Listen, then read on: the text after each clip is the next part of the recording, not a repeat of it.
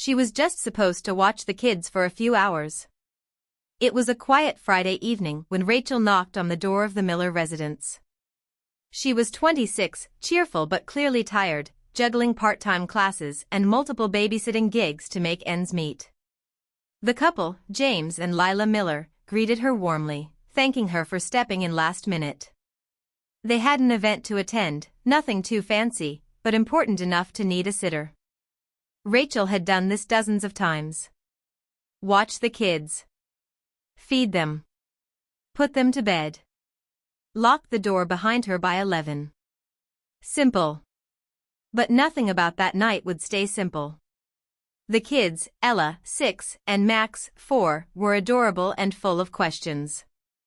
Rachel noticed right away how clingy Ella was. She kept asking when her mom would be back. Max, on the other hand, wouldn't stop talking about his invisible friend named Charlie who hated the dark.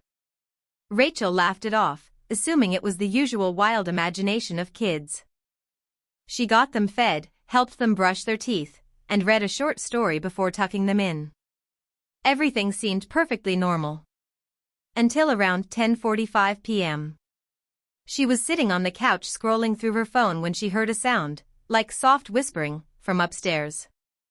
At first, she thought maybe one of the kids had gotten out of bed. But when she checked, both of them were fast asleep.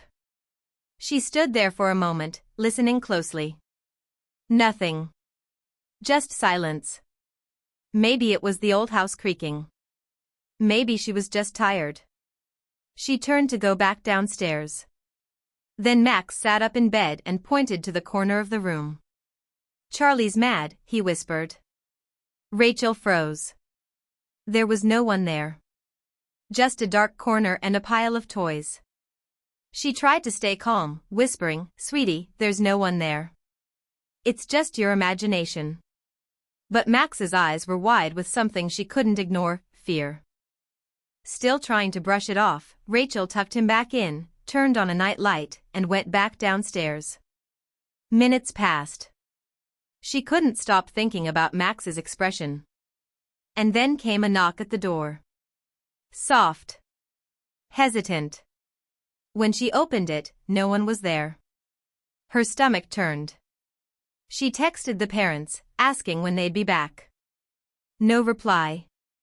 Time dragged on. Midnight passed. Then 1 a.m. Still no word. Her calls went straight to voicemail. She wanted to leave, but how could she leave the kids alone? Then she heard a cry from upstairs, Ella, this time. Not just a whimper, but a terrified scream. Rachel bolted up the stairs. What she saw in Ella's room made her drop her phone. And from that moment on, she knew this wasn't going to be just another babysitting job. She didn't leave that house until sunrise. And by then, nothing about her life, or that family, would ever be the same again. Stay with me to find out what really happened that night, because this story is far from over. Rachel stood frozen at the doorway, heart racing, her phone still lying face down on the floor. Ella was sitting upright in bed, tears streaking her face, trembling under the blanket. Her tiny voice cracked as she whispered, "He was standing right there, in the corner." Rachel's eyes darted to the corner of the room. Empty. Nothing but a small bookshelf and a faded unicorn lamp. But something about the air in the room felt heavy. Like it was holding its breath. She walked slowly toward Ella, trying to comfort her, brushing strands of hair away from her damp forehead. "You just had a bad dream, sweetheart," she said gently, though she wasn't sure if she believed that herself anymore. She checked on Max next. He was fast asleep, but his fists were clenched tight, like he was gripping onto something in his dreams. Rachel sat in the hallway between the two bedrooms, the doorways open so she could keep an eye on both of them. Her thoughts were spinning. Where were the parents? Why weren't they answering? And what had scared Ella so badly? A sudden thought crossed her mind. Had something happened to James and Lila? She checked their kitchen counter, found a note they had left behind earlier. Back by midnight. Thank you again. But it was well past 2 a.m. now. Something wasn't right. She thought about calling the police, but what would she even say? That the kids were seeing shadows and the parents were a few hours late? Still, the uneasiness kept growing. The wind outside picked up, rattling the windows. Every small sound now felt louder. Closer. She felt like someone, or something, was watching her. And then the power went out. The house went completely dark. Rachel's breath caught in her throat as the lights blinked off and the entire house sank into silence. The hum of the fridge stopped. Even the night felt quieter, like the world outside had paused. She fumbled for her phone, using its flashlight to guide her back upstairs. Her only thought was the kids. Both were awake now, sitting in the hallway together, holding hands. Max looked pale. "Charlie doesn't like the dark," he said again, this time almost like a warning. Rachel didn't know what to make of it, but the fear in their eyes was real. She couldn't ignore it anymore. She brought them downstairs, lighting a few candles from a drawer in the kitchen. She tried to make it feel like a game, smiling through her nerves, suggesting they all camp out in the living room. "Like a sleepover," she said with a forced laugh. But inside, she felt like something was closing in. The house didn't feel safe. Then came the knock again. 3 soft taps. Same rhythm. Same pause. She rushed to the door and flung it open. Nothing. No one. The wind had stopped, yet the air felt colder. Heavier. Rachel locked the door and checked every window. Her hands were shaking. She had babysat in dozens of homes, but never had she felt this kind of fear. This wasn't just a late night or a child's nightmare. Something was deeply wrong here. She tried calling James and Lila again. Still nothing. Then, out of nowhere, Max said, "Mom and Dad don't like talking about the basement." Rachel turned slowly. "What basement?" He pointed toward the hallway, behind the kitchen. "The door stays locked. But sometimes, we hear sounds." Rachel's flashlight flickered. Then they heard it. A low creak, coming from below. Rachel stared at the hallway Max had pointed to. A narrow door near the back of the kitchen stood barely visible in the candlelight. She hadn't noticed it earlier. It looked older than the rest of the house, paint chipped, the handle rusted. She took a step toward it, but Ella grabbed her hand. "Don't go down there," she whispered, voice trembling. "That's where Charlie lives." The kids weren't playing. There was a cold seriousness in their voices that chilled her more than the darkness ever could. But Rachel knew she couldn't just sit and wait. Not with no contact from the parents. Not with sounds coming from the basement. She guided the kids back to the couch, wrapping them in a blanket, handing Ella her stuffed bunny. "Stay right here. Don't move. I'll be back in just a minute," she said, even though she wasn't sure she believed that. Her fingers brushed the doorknob, it was ice cold. She turned it slowly. Unlocked. The door creaked open with a long groan, revealing a steep staircase that vanished into pitch black. The air smelled damp, old. Like something had been left down there for years. With just her phone flashlight, she took one shaky step down. Then another. Halfway down, she heard it again, a faint whisper, too soft to understand, but close. Too close. She froze. Her light flickered again, the screen glitching, like something was interfering with it. Goosebumps crawled up her arms.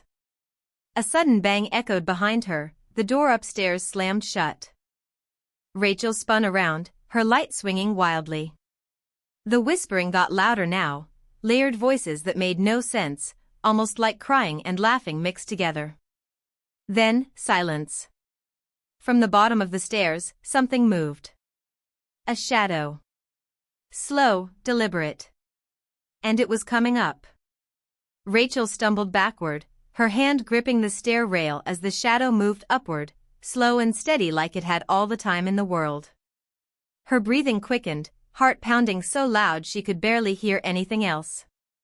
Just as the shadow reached the third step from the top, her flashlight blinked out completely, total darkness swallowed everything. She ran back up, feeling her way with trembling hands, pushing open the basement door only to find it had locked from the other side. Panic surged through her. She banged on it, yelling for the kids, praying they were still on the couch and not wandering toward the sound. Then, just as quickly as it had shut, the door creaked open from the other side. Ella stood there, eyes wide, holding the stuffed bunny. "You weren't supposed to open it," she whispered. Rachel grabbed her and pulled her into a hug. "Where's Max?" Ella shook her head. "He went to find Charlie." Rachel's stomach dropped. She rushed into the living room. Max was gone. The blanket was on the floor. The front door was wide open. Wind howled through the open doorway, but the night was strangely still. Rachel ran outside, barefoot, calling Max's name into the dark. No answer. The neighborhood was silent. No lights in any windows. No distant car sounds. It was like the world had emptied out. Then she saw it. Max, standing completely still at the edge of the front yard, facing the woods that bordered the property. She ran to him, wrapping her arms around his small shoulders. "Why did you come out here?" Max didn't answer. He just pointed. Rachel followed his gaze, and saw two figures standing at the tree line. Not moving. Not speaking. She squinted. One of them looked like James. The other was wearing the exact same dress Rachel had on. Her blood ran cold. Before she could say a word, Max whispered, "Charlie wanted to show you something." Suddenly, the figures stepped back into the woods, and Max let go of her hand. Then, without warning, he took off after them. And Rachel had no choice but to follow. Rachel ran barefoot into the woods, the cold earth cutting into her feet, branches snapping beneath her with every frantic step. Max's small figure disappeared deeper into the trees, chasing the two shadowy figures ahead.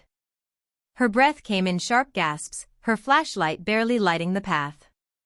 "Max," she screamed. "Come back." But he didn't stop. The trees grew tighter around her, the darkness thicker. Then, just ahead, Max stood still again, frozen in a small clearing, the moonlight casting a strange glow around him. He was facing the two figures. Closer now, Rachel could see their faces. It was James. But his eyes were empty, blank. And the woman, she wasn't Rachel.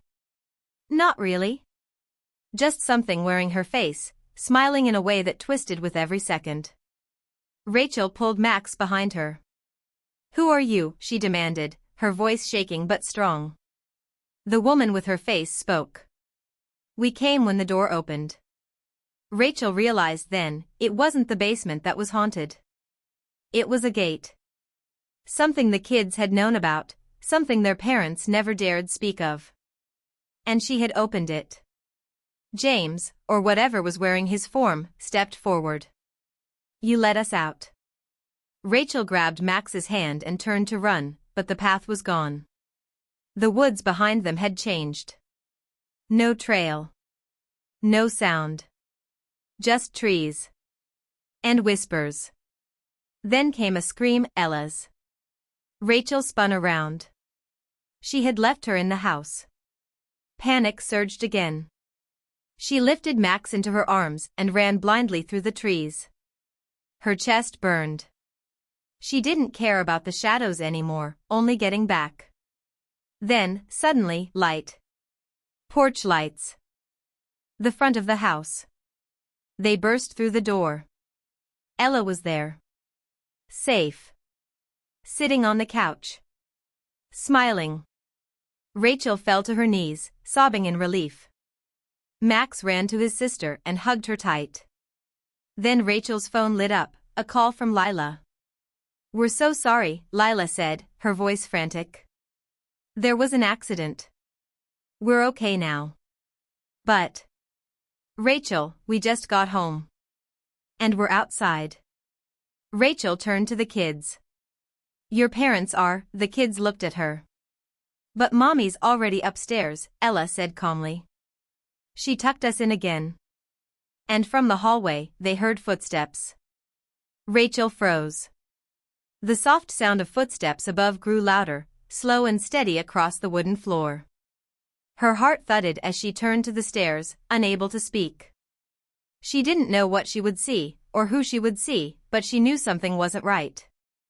Then the front door opened. James and Lila stepped inside, soaked from the rain, eyes wide with panic. They rushed to the kids, hugging them tightly, not even noticing Rachel at first. We've been trying to get home for hours, Lila said, breathless. The car broke down and our phones died. We only just found help. Rachel didn't know what to say. But, someone's upstairs, she finally whispered, eyes still fixed on the staircase. James slowly walked to the bottom step and looked up. Silence. Then a soft creak. And nothing. They checked every room, together. Each one empty. No signs of anyone else in the house. No footprints. No unlocked windows. Just a quiet house full of strange memories and unanswered questions. By morning, the power had returned. The basement door was shut and wouldn't open again, no matter how hard James tried. The woods looked calm in the daylight, the trail reappeared, and the shadowy clearing Rachel had run through was nowhere to be found.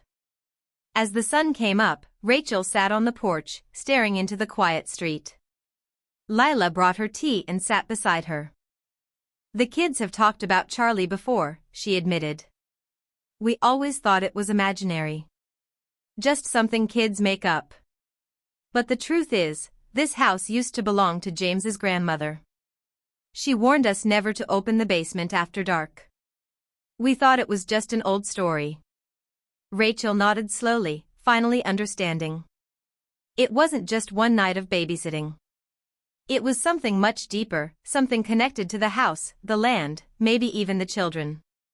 She quit babysitting after that.